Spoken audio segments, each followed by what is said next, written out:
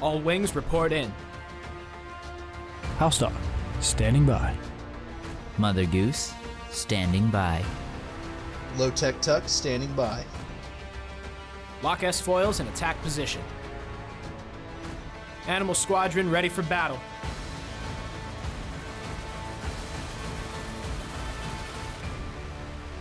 Well, hello there, and welcome back to the Animal Squadron podcast. I'm your host, HouseDog, and with me, as always, the hairiest host this side of the galaxy and the next, Mother Goose. Hello, everybody. It's good to be here again. We killed Tucker a second time. We revived him, Project Necromancy, brought him back, killed him again. It's funny, I was actually gonna say that we killed Tucker as soon as you introduced yourself. Great minds, right? I don't know why he's been killed so much lately, and why we keep killing him. It's because he's better than us, and we're jealous. No. Maybe it's because At least I'm jealous. We just needed to get rid of him. Now it's back to how it should be. Just us. The OGs. Just the originals. Us. And I like how, you know, the first thing after you introduce yourself is you say you killed Tucker, and for the listeners, they can't see us, but Elijah is sitting in his room in, like, complete darkness. It's too lazy to go turn my lights on. Did you check for evil tech under your bed yet? I hope there's an evil tech under my bed. Okay. I'll put him down once and for all. I was going to derail us right at the beginning here, but I won't. Just remind me... You know what? No, let me make, every time I think of something, let me open the notes on my phone real quick. Sorry, everybody. No, you can derail us a little bit. No, it's okay. We'll get into the show, because I mean these episodes are only 25 minutes, so we can. Yeah. By the way, everybody, we're doing Bad Batch season 3 again this week since Tucker's not here. 10. Episode 10. Since Tuck's not here, we're gonna take a break from. Tales of the Empire. Tales of the Empire, thank you. And knock out some more Bad Batch while he's gone. I feel so... Yeah. It's not that I've hated Bad Batch, but we've got, 5 more episodes. Which I noticed today, this isn't derailing because it's on the topic of Bad Batch. Of course. Seasons 1 and 2 have 16 episodes, and we only have 15 in season 3. Right, yeah. The last episode is 50 minutes, so, I mean, it could have been split into 2 episodes, but I like that they kept it just one. Yeah. And I think, I mean, we can get there when we get there, but the finale, like, there's definitely a point where you're like, yeah, they probably were intending to, like, have, like, this is the spot that the episode would have ended. Yeah. But no, we've been talking about maybe trying just doing, like, an A segment and a B segment, where A segment would be whatever we're talking about. Today would be Bad Batch episode 10, and then B segment would be just whatever we want. We're just gonna try it, see how it goes. Yeah, so I mean, I think whenever I started, I was actually good today, and I watched the episode right before we recorded. I was good. Nice. This isn't me trying to recall an episode that I watched 2 weeks ago. Hell yeah. And hoping that you guys have all the information. When I first put this episode on, I was like, man, at first I kind of felt like this episode was a filler episode. And then as I watched the episode, I realized, you know, we actually do get a lot of, like, story building and character progression for Emery. And we can't talk about it a whole lot because Tuck's not here and he hasn't seen it yet. And he'll listen to the episode and say that we spoiled it for him. But, well, listen, Tucker, if you're listening to this and you haven't watched the episode, turn the podcast off. Go watch the episode and then come back. Oh, okay. I mean, I guess we could always text him, but... Yeah, that was his spoiler warning. We're good. Okay. Emery dies. She dies. They kill her. Yeah, she's dead, just like you, Tuck. We killed Emery and then we killed you. What? Bring us into the show, Elijah. Set the stage. Yeah, for sure. Just kind of general thoughts. I think very similar feelings. This definitely felt like a filler episode at first, especially like it opens on this random town.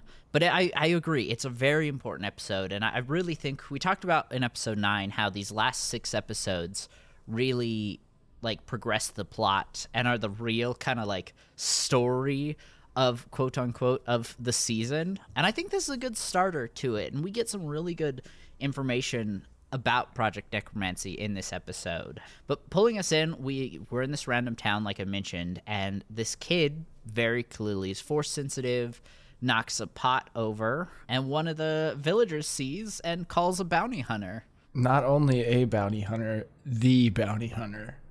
The bounty hunter. Yeah. I don't know. I had to watch this episode, like this first bit, a couple times because I was kind of like, the first time I watched it, I was just watching it in the background and I like kept rewinding because I was like, something important happens. I kept missing, and it was the kid pushing the vase over. But, you know, I thought this was really important because we see throughout at least this season, that the bounty hunters have been going after M-count children. So I really like that we get to see another child that's not just Omega being hunted. Yeah, and I thought it was interesting in that market scene before the guy goes and contacts the Empire. Or we can assume it's the Empire, I guess. Or maybe the Bounty Hunters Guild. I'm not entirely sure. Yeah, I'm not sure. The two other patrons in the market were like talking about the kid, and they were, you know, talking about how the kid's force sensitive and whatever.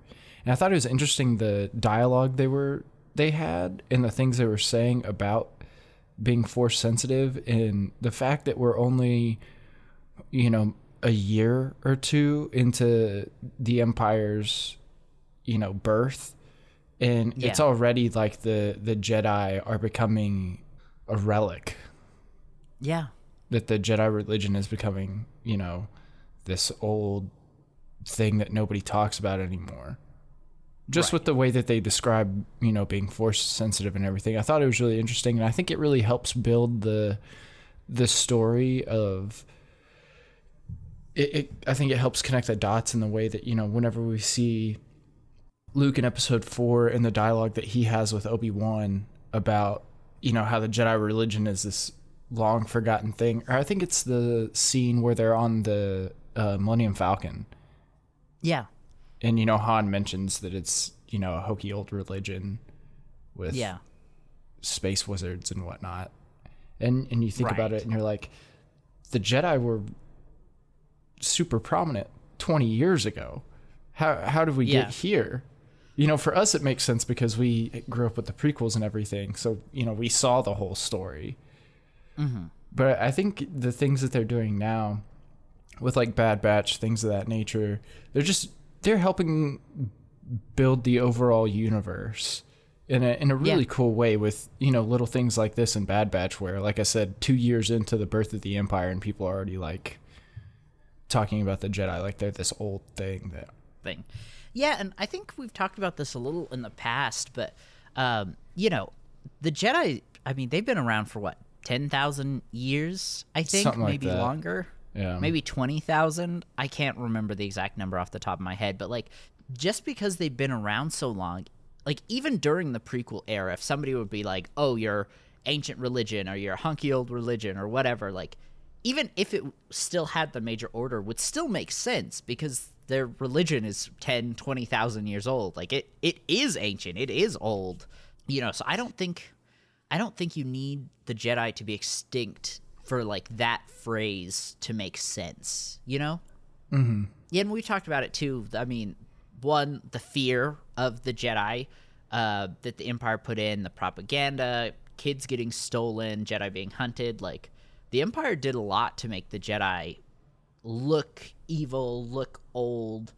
They wanted people to hate these things, you know? And they also, I think they wanted it to look old so that there was less hope for the people that still believed in the Jedi. Yeah. So, how'd you feel about Cad Bane being brought back again? I was excited. I was excited to see him. You know, I hope we get some more scenes with Cad Bane in the future, because this is his second appearance, I believe, in the Bad Batch. Yeah, the first time they brought him back was whenever Omega was being hunted by Fennec Shand. And Cad Bane shows up there, and I didn't think we were gonna see Cad Bane because he dies in Book of Boba Fett, right? Yes, but he may. I kind of feel like there might have been a scene where he was being revived or something. Like I know there's like the very end credit scene is them healing Cobb Vanth. But I have a suspicion there was a scene like that for Cad Bane too, but I can't remember. That, maybe Toto saves him, because Toto's still around. We see him in this Toto's episode. chilling. Which I love that they put Cad Bane, this super hard outlaw, and his assistant is this goofy little droid voiced by Seth Green. Yep. So anytime I see Toto, I'm so happy because for those that don't know, Seth Green is like one of the head writers for Robot Chicken. Yeah. And he's a big Star Wars guy. He's also he voices Chris on Family Guy, if anybody else is more familiar with that.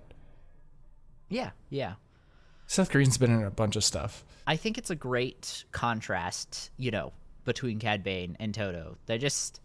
He's just a silly little guy, and Cad Bane's so serious, and they care about each other so much.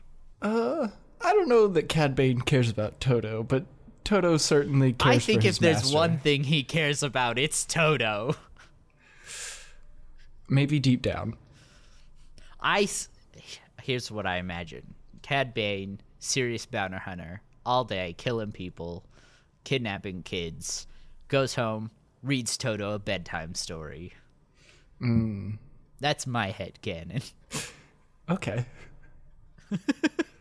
I feel so bad for the child. Whenever they steal the child away and they put him in that box, all I could think of was, man, Baby Yoda has it so good with his little pram compared to because he can open and close it at will. Yeah, and this kid just gets this gray box and they just throw him in there. Yeah. Right. I did like that Toto gets his doll for him. Yes, that was very sweet. And then the child is whisked away. Whisked away to who knows where. Could be anywhere. Mount Tantus. Well, Mount no, they Tantus. meet at that space station outside of Coruscant, which I thought was interesting that they put a space station over orbit of Coruscant. Yeah, I think it makes sense. And that way the Emperor has a direct route to Tantus. Yeah, I thought it was more interesting in the fact that, Coruscant's already like a massive city planet, and that they put a space station outside of it. I don't know. I just thought it was interesting. And we did see a bunch of those weren't Star Destroyers that were all lined up outside of it. They were like the frigates or something. Yeah. I really like the design of it. It reminds me a lot of Halo. What's their I can't remember what it's called, but they have the Covenant have a floating city that almost looks exactly shape-wise exactly like this, just more alien. Well, the space station itself is very Clone Wars esque, which I've also really liked this about Bad Batch as well, is seeing the phasing of going from the Republic to the Empire and realizing that it wasn't just a really quick thing. You know what I mean? Yeah, it took a little time. Yeah, that there's still remnants of the Republic in there. And whenever I was watching episode 3 the other day, I forgot, during the end scenes where we get Leia going to Alderaan and Obi-Wan bringing Luke to Tatooine, and then, Vader it's Leia, then Vader, and then Luke. And it's, Vader watching the Death Star being built from his command ship, from the Star Destroyer. And we get those V-Wings flying at us as we zoom into the Star Destroyer, and the V-Wings make the tie sound. Yeah. Thought that was interesting. Yeah. I'm at the station. It looks like they might be Venators because they're docked onto the station. It's a little hard to tell because it's a wide shot, but they looked like Venators, but they looked too small to be a Venator. I wasn't sure. But again, that space station is also massive. It's huge. Yeah. So it's hard to scale, but okay. I want to jump back to Imri. So she gets brought on as the new lead scientist because progress is stalled because Nala Se is in prison, and of course, there's all this, she gets filled in on all this information on Project Necromancy, but we only get little tiny snippets of what it is. And I'm curious, I have a theory that maybe the reason that we're not getting the full, this is what Project Necromancy is because they haven't fully figured out all the details yet. They're giving us little hints, but they're still trying to figure out, story-wise, how they want to use it. I definitely agree with that as well, especially with the way the show ends. I don't think we've gotten all the sides of Project Necromancer, and because I think it might have been last episode or episode before that, we were talking about Mandalorian, or maybe it was whenever I was listening to you guys talk about Mandalorian. Who knows? All this stuff kind of runs into my head, and Moff Gideon was doing his own thing.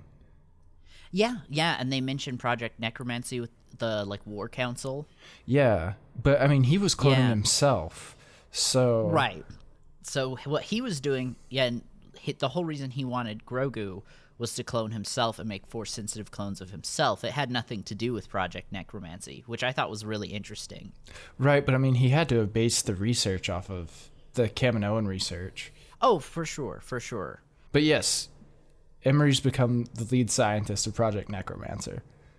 Yes, and so this is the reason that I'm not entirely sure that Omega is Force-sensitive, because in this episode, it gets revealed that they have Force-sensitive children that they're testing on, and that it's their blood, not the Emperor's blood, being mixed in with the clone blood. And is it Hemworth? Hemlock. Is that his name? Hemlock, thank you.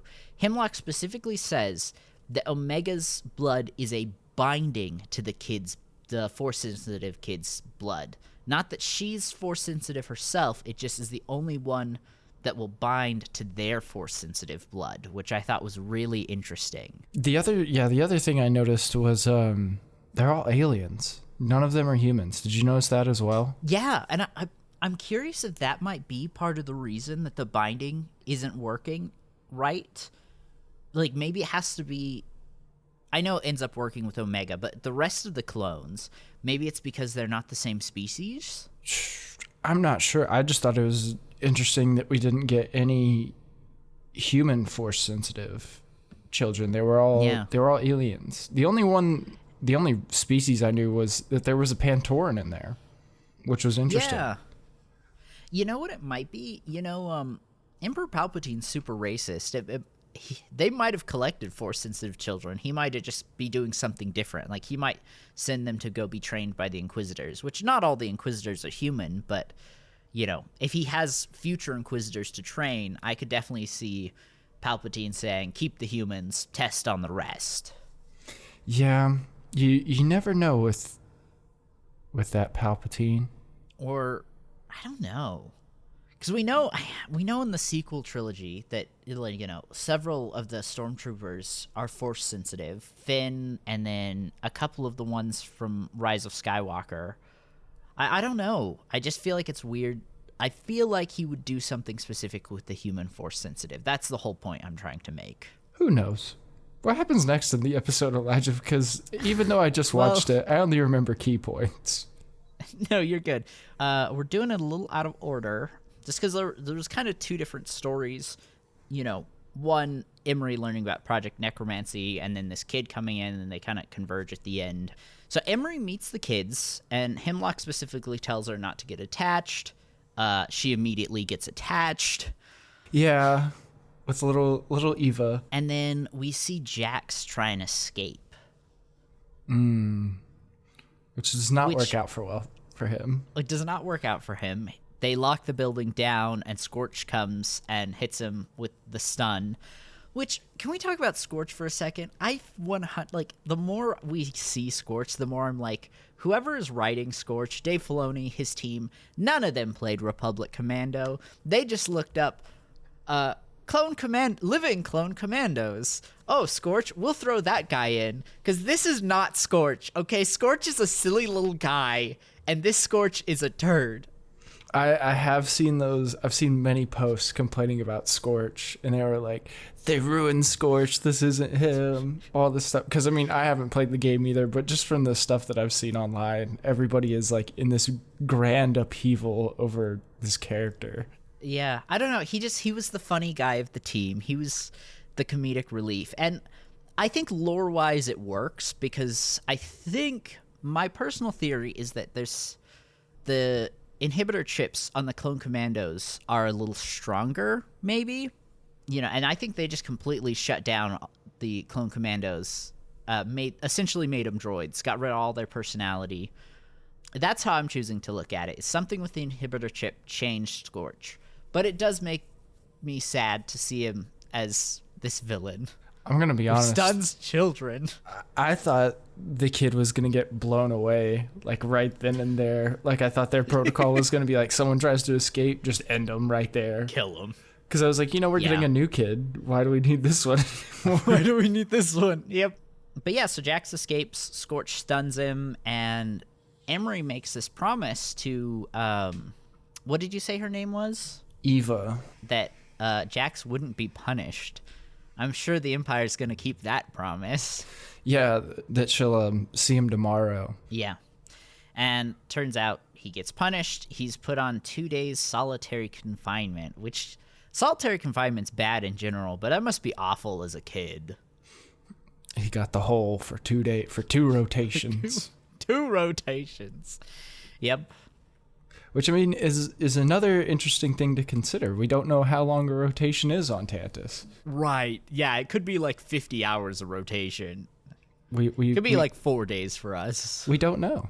And then something else that's really interesting is Nala Se and Emery have a conversation where they talk about the kids and they talk about Project Necromancy. And Nala Se is essentially like, yep, it's your turn to take care of these kids.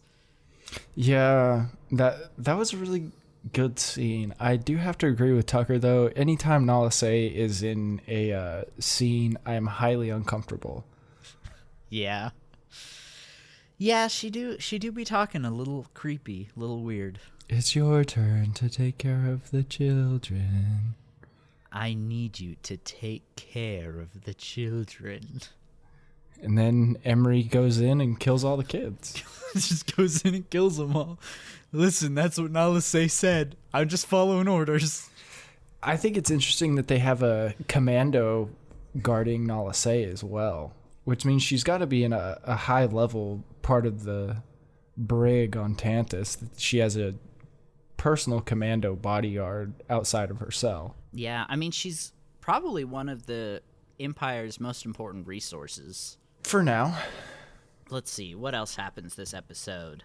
Emery gives one of the kids Omega's toy that she made. That does happen as well. I thought it was sweet that she held on to it after she escaped. I do too. I think Emery really cares about Omega. Well, there was another important line in this episode that Emery says about the children to Nala Se. Is whenever she first gets in the cell. I forget what Nala Se says, but Emery responds with, like, they're testing kids just like I was. Yeah. Oh, yeah, like she's talking about how she was just a test subject for the cloners. Kaminoans? Kaminoans, that's it. Well, it made it sound like she was a test subject for the Empire. Maybe, yeah. That's how I took it. Because we know that Palpatine had his own, like, science division that was testing on the Zillo Beast. It's possible that they made a female clone and just sent it off to Palps to get tested on. Well, I mean, Tantus has been around for a while. That's an interesting question that I don't remember. The Zillo Beast, when it gets captured and Palpatine orders his scientists to clone it, do they mention Mount Tantus? You're talking about in Clone Wars? Clone Wars, yeah. Whenever they take it back to Coruscant and it wreaks havoc. It escapes and yeah. And then they capture it. I can't remember. I think there's a scene right after they capture it and everything, and like the Jedi walk away, and then he's talking to the scientist or something. And I think he says that Well, I know he tells the Jedi that they're gonna like release it or something. Like they found a planet for it. Mm-hmm. And they're gonna release it there. But we know that the Zillo Beast from Clone Wars is not the Zillo Beast from Bad Batch, because it starts out as a baby in Bad Batch. Right. But right. Which we can only assume might be a clone. Yeah, we can only assume that it was a clone of the original Zillo Beast. Yeah. I mean, unless maybe that if it doesn't get whatever energy it eats, it shrinks. Well, I mean, that can't be. I mean, maybe. I mean, the next time we see it in Bad Batch, it's in like a pool of water. Right. So I think it just needs the energy to grow initially. I don't think it needs it later, because whenever we first meet them in Clone Wars, they're in that pit on the Doug home world, and that pit has like green gas in it, and that's what they eat or something. Yeah. Yeah, I don't know. Let's see. I think the last thing on this episode that I really wanted to talk about was Hemlock and Tarkin's conversation. Yes. I love any time we get Tarkin, whether it's live action or cartoon. I love having Tarkin back. For sure. For sure. No, essentially, Tarkin's just saying, like, hey, you're spending a lot of money. Why are you doing this? And Hemlock's like, oh, classified. Sorry. Yeah. We see that you've requested additional funds. Why do you need additional funds? The Emperor likes my project and I need money. Which, I mean, he's got a good argument. He's got a really good argument. He does. Indeed, he does. And Tarkin's only governor at this point. Mm-hmm. He's not a Moff yet. I mean, whenever we see him in episode 4, he's Grand Moff, which is, like, right. I think the top. I think that's as high as you can go. Yeah, I mean, yeah, besides Emperor himself. Yeah, I think the Moffs are, like, right underneath. But yeah, he's still Governor Tarkin here. And Hemlock works that conversation, man. He's just like, just give me the money. And Tarkin's like, okay, but if you screw up, you're done. Tarkin does offer extra resources. Like, what can I do to help? And Hemlock's like, don't even worry about it. Just give me money. Just give me the money. Money, please. And then as soon as he gets off that call, he contacts Evil Tech. Mm-hmm. Yep. Evil Tech, and tells him, don't fail me again. Something I did want to mention, though, is the fact he mentions other operatives, that they're not ready. Yeah, I think I missed that initially. Yeah, it was just a real quick line. Fake Tech says, I can do this on my own, and Hemlock says something like, yeah, you'll have to. The other operatives aren't ready. Yeah, and like I said, I think I caught it today, but in my initial watch through, I did not catch that. Yeah, I don't know if I did either. Yeah, not a bad episode, for sure. No. But I think looking back after watching the whole series, this episode was important. But it's hard to see at the time. Yeah, definitely hard to see at the time. The Nala Se and Emery conversation, super important for later at the end of this season. Right. As far as who she ultimately ends up being in her decisions and everything of that nature. Yeah, I think great episode for Emery and learning, who she, because we've seen Emery, but I don't think we've had like an episode dedicated to her yet. No, definitely not just an Emery episode. Give me an episode just dedicated to Cad Bane. That would be cool. Bring back Clone Wars season 8. Clone Wars season 8. Finish the unfinished arcs, please and thank you. Oh, actually, that's important. I wanted to correct myself. In either the last episode or the episode before that, I said there were 40 episodes that got lost, and then we got 12, meaning there was only 28 episodes that never got finished. I was wrong. There was 52 episodes that never got finished. We got 12 of them, meaning there's still 40 unfinished episodes. It's out there. Yeah. They'll gradually be brought back. Here's what I think is going to happen. Disney Plus numbers are going to drop, and Disney's going to freak out and be like, Dave, Clone Wars is the only thing that'll bring people back. And they'll do a final season of Clone Wars, and Disney Plus numbers will skyrocket again. That's what I'm calling. Yes, their numbers are so low right now with them having like everything on Disney Plus now. Yeah.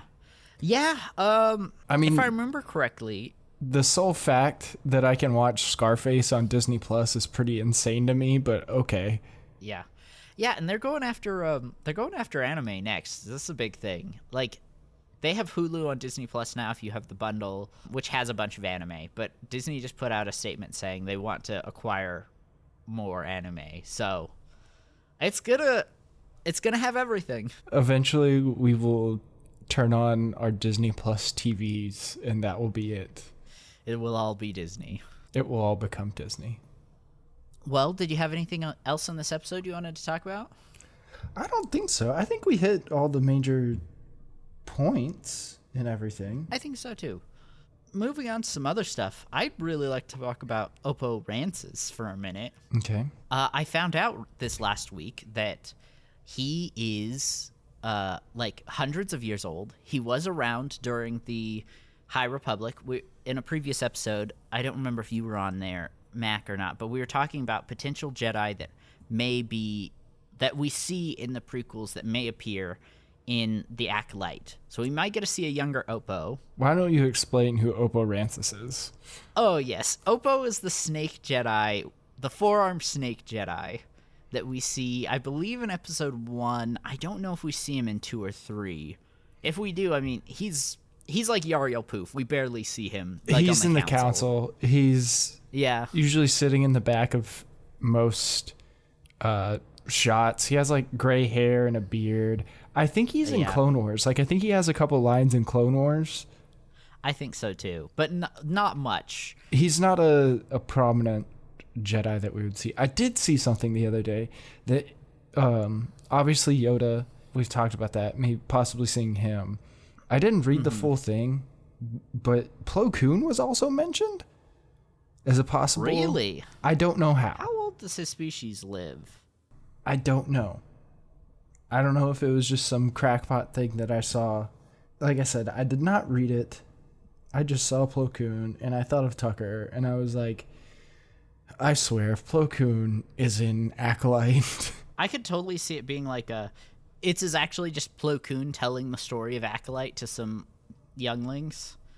Oh, yeah, okay. This first thing says Plo Koon was 385 years old when he died. Really? Oh, and you know what? This is saying Acolyte is set 100 years before episode 4, not 100 years before episode 1, like I thought.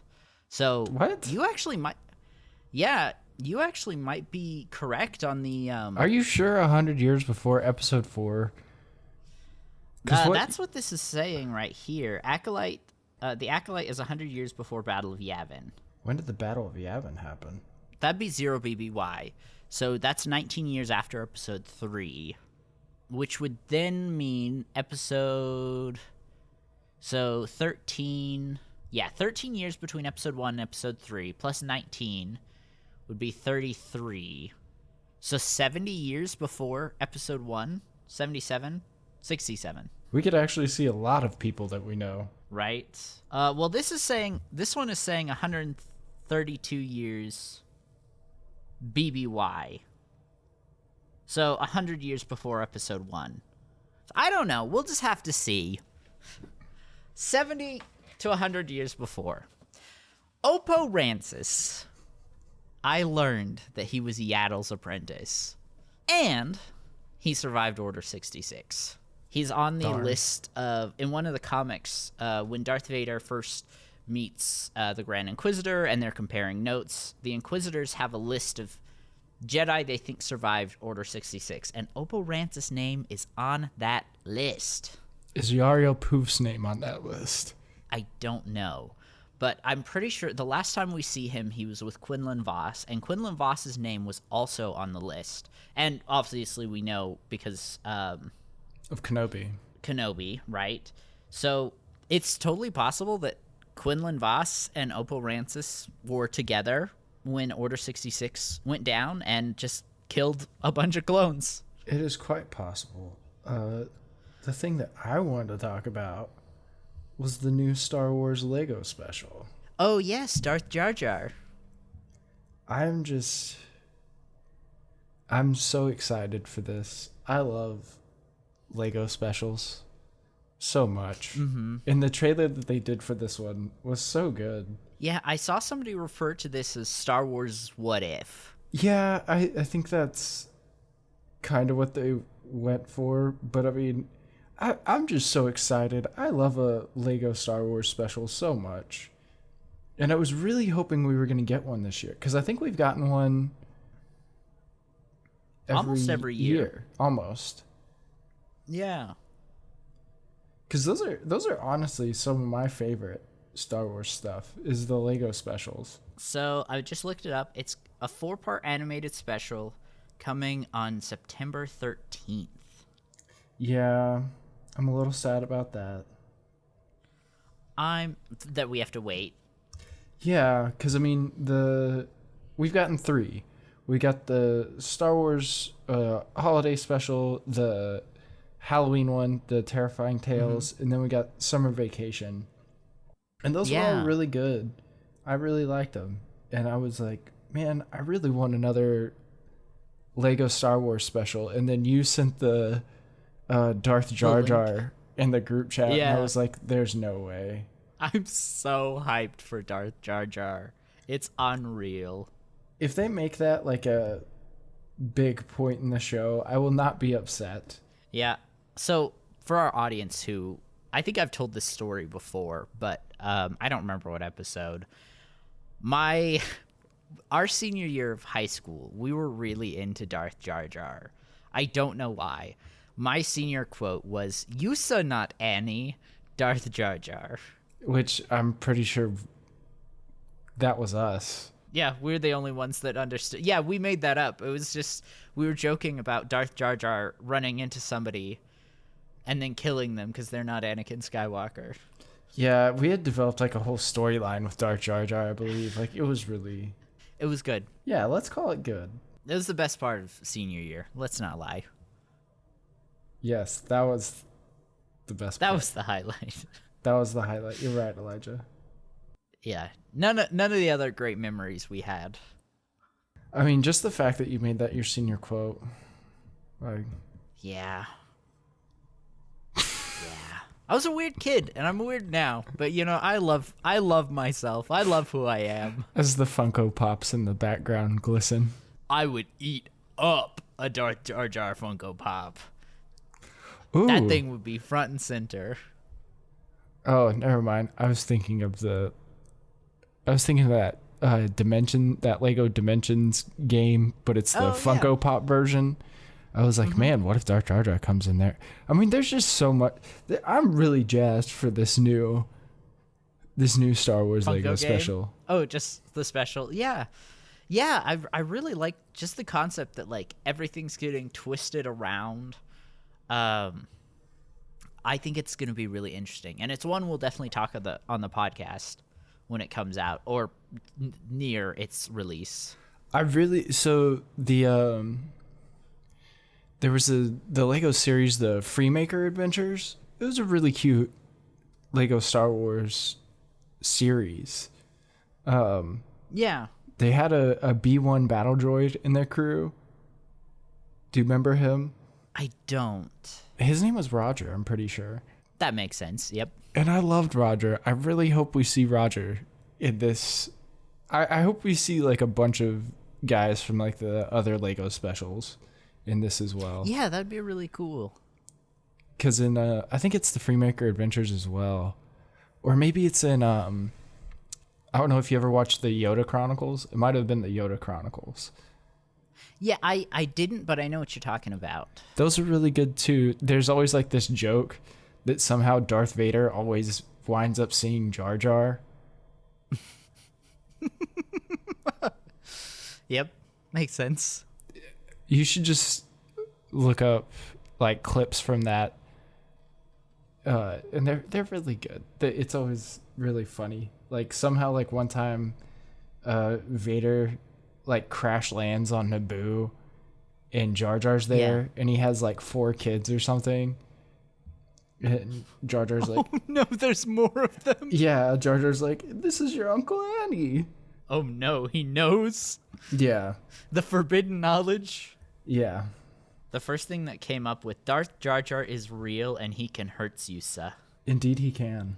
Man, I think that's everything I wanted to talk about. Did you have anything else? I think that's it for me. I mean, Outlaws is coming eventually. Yeah, I think in August. We'll all probably pick that one up, and then we probably won't do a review like right when it drops, so we have some time to actually play it. But I mean, probably sometime in September we'll do an episode on it. I am excited for Outlaws. I was telling Elijah before we started, I did start playing Survivor. Don't know if I will continue playing Survivor. It seems like there's so much in it, but it's I think the thing that gets me is that it's like so loose, and I really hate the map, like the game the like map. open world aspect of it Yeah, for me that just like stresses you out. kind of, but I feel lost the entire time in that game. And Yeah. I really liked in Force Unleashed, it was like if you were playing on console, if you pressed like up or down on the D-pad, it would send out this little like bubble thing, and it would like point you in the direction of your main objective. Like you could still explore the map and everything, and Force Unleashed was semi-open world. I mean, there were little secrets and stuff you could find for like different lightsaber colors and stuff like that. Yeah. It, just like Fallen Order and Survivor, but you could always press that down button to like point you towards your main objective and kind of orientate yourself. And I just wish that this game had a feature like that, because I feel really lost. It did, but I could be wrong. It has some type of feature like that to where it can be like an icon on screen or something. But I don't know. I guess I'm having difficulties. Maybe I should keep playing it. Maybe I shouldn't. Who knows? I think you should at least give it another couple hours to see, like really get into the story of it. But if you don't enjoy it, that's totally okay. Your Star Wars is your Star Wars. Yeah. Ben, you're totally right. Like, Force Unleashed was also super linear. Like, yeah, it had some open areas for the puzzles, but like really you were just kind of going on a straight path with a couple like side roads. This is like a true open world area for you to explore, and I want to say there's at least one other planet that's actually open world as well, and then the rest of the planets are more linear, like Fallen Order, but there's a lot to it. Yeah, right now I think that's just what's blocking me, is that there's so much. Then that's totally fair. And you can always, I know you said you really liked Fallen Order for its story. You could always just look up a story recap of Survivor. Yeah, I've done that with games before, and like I did that with the Bounty Hunter game. I watched just the story of that, and it was really good. I never got to play the Bounty Hunters. I actually might do that.